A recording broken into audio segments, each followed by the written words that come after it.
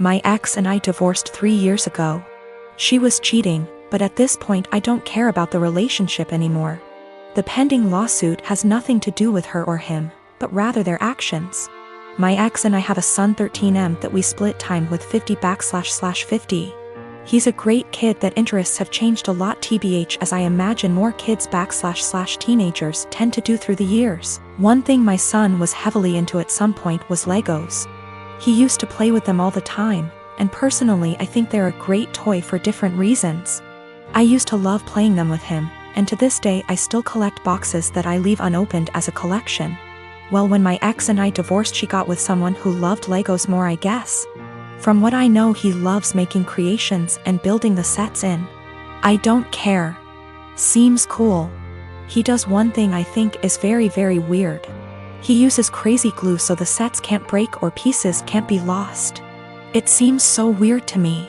The issue is, I was out of town for all of 3 days last week for medical reasons. And my son wanted to get his PS4 so he could play it at his mom's. This isn't out of the ordinary at all, and he has a key, so he let me know he would be stopping over for it. I told him to have fun when I saw him on the entry camera.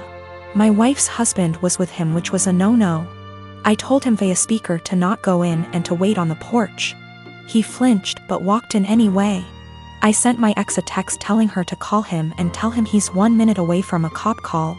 He left my home with a bag in hand, which I didn't think much of because my son had his games too. Well, my son texted me later that evening and said he didn't know it at the time, but he's pretty sure SD took some of my sets. These are all old sets and 2 are worth big money.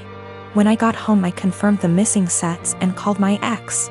She had no idea, but he admired he took them, but it was so son could have the sets to complete his collection. My son doesn't even like Legos anymore and told his mom he wouldn't steal from me. My wife asked how much it would cost to replace them, and unfortunately it's more than their savings.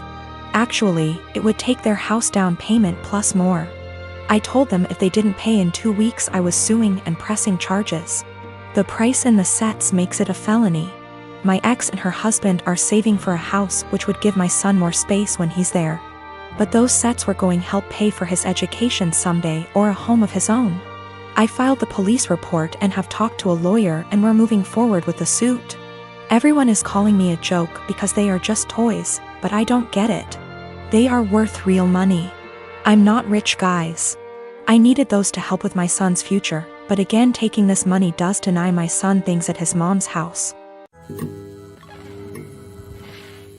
My sister Anna is special need. She has severe autism, and while she is verbal, most of her communication is physical, like sign language due to her social discomfort. She does speak around family though and has pretty bad cognitive skills. She can't comprehend boundaries and lives with our parents, so they can best watch her. I am getting married in 3 months. We planned a simple wedding and reception at my fiancé Michael's parents' barn and farm. Since it's all gonna be DIY and we aren't planning anything too expensive, we can do things pretty quickly since flowers, food and decor will be provided by his family. I sent out invites last week and I asked that Anna not come. I told my parents I understood that would mean they may not show up, but it was just a heads up. Why no Anna? She has an issue with touching Michael and trying to kiss him. At times when we were at my parents' house, Anna would try and grab Michael's hands, try to lean in to kiss him, or would have a really bad shutdowns if she wasn't allowed to be directly next to him. We've tried speaking to her, but there's only so much we can do when she doesn't really understand. I told my parents I just want one day for Michael to be my partner and not Anna's comfort person. They called me selfish and asked how I expected them to agree to something like this.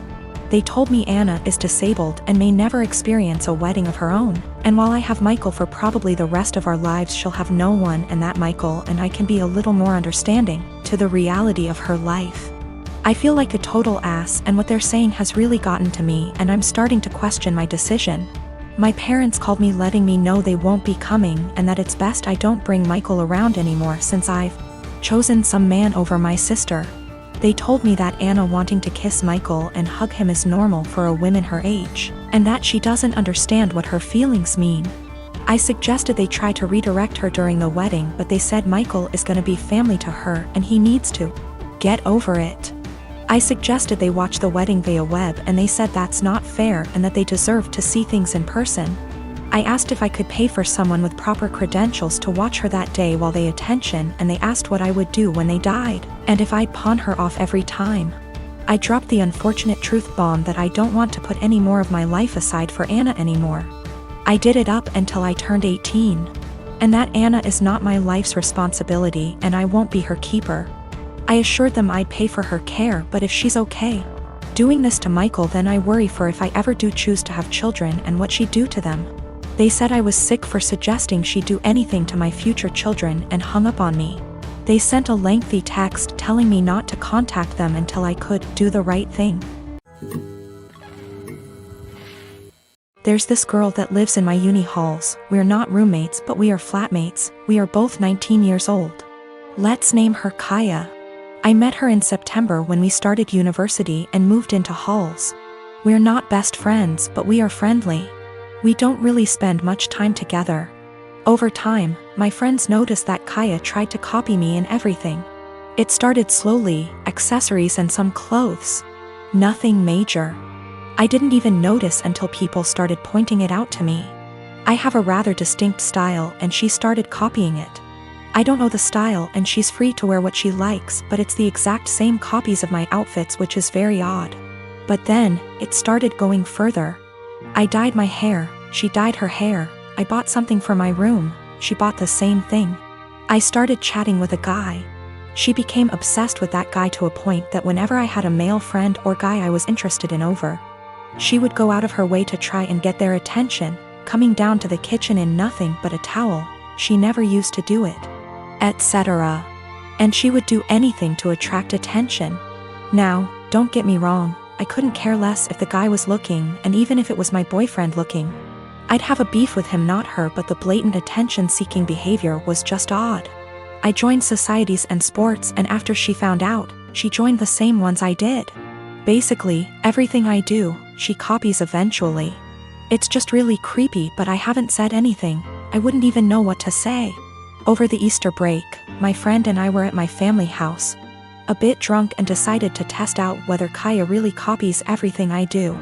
I made a post on social media about shaving my head. My friend does hairdressing and she helped me out faking shaved head, and I posted a photo with shaved head. I deleted the photo few days later and forgot about this whole thing. After Easter break was over, we had uni exams and I was focusing on that. Imagine my shock when I came back and Kaya had shaved head. And she was pissed when she saw me. She started shouting how I lied to her and why would I do that? She went on and on and on, really angry. Admittedly, I ignored her and hid in my room.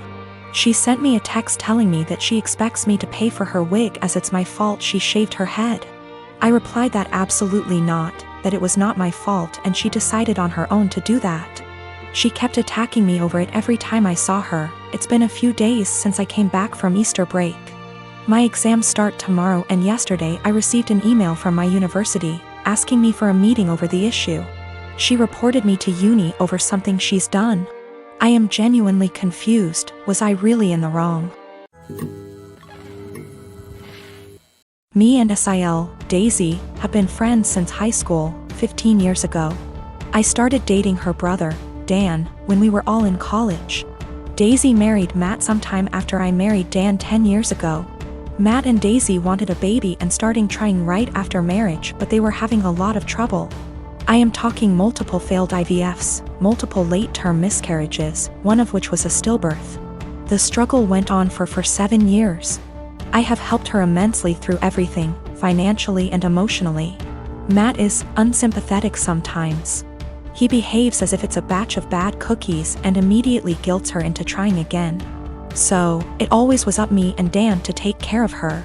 Despite many talks from me and Dan, she remained married to him and kept trying again and again. We have had many offers to leave the state / country for a better job, but didn't because we were scared to leave her alone. 3 years ago, I got pregnant. We broke the news gently to Daisy one day. She got real quiet and then asked us to leave. Later, she sent me an email saying she doesn't want to see me or Dan anymore and that this is all too much. We tried to console her but didn't work, so gave her space. 2 weeks before I was supposed to give birth, Dan passed away in an accident. I don't have any family except for Dan and Daisy. Daisy refused to attend the funeral because she will have to see me the day before the funeral, and I called her and begged her to come.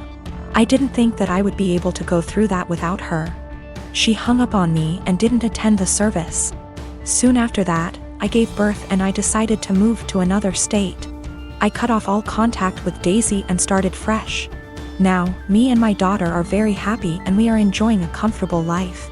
She attempted to contact me once I moved away, but I ignored her. 2 weeks ago, she called from an unknown number and said she desperately wanted to talk to me. Turns out she finally got pregnant, had a baby boy who passed away 5 days after being born in NICU. Matt is also leaving her and screwed her over because of the prenup. She is basically broke and homeless days after losing a child. I just said okay. She then asked, "Are you really not going to say anything? You are really not going to help?" I pretty much said, "I don't care about you. I don't care about your life. I don't care about Matt. I don't care that your baby died. Just leave me and my daughter alone." And then hung up. Since then she has been sending me multiple emails and VMs stating how awful I am and how heartless and how much Dan would be disappointed. I continue to just ignore everything. I am not going to have any sympathy or help her in any way.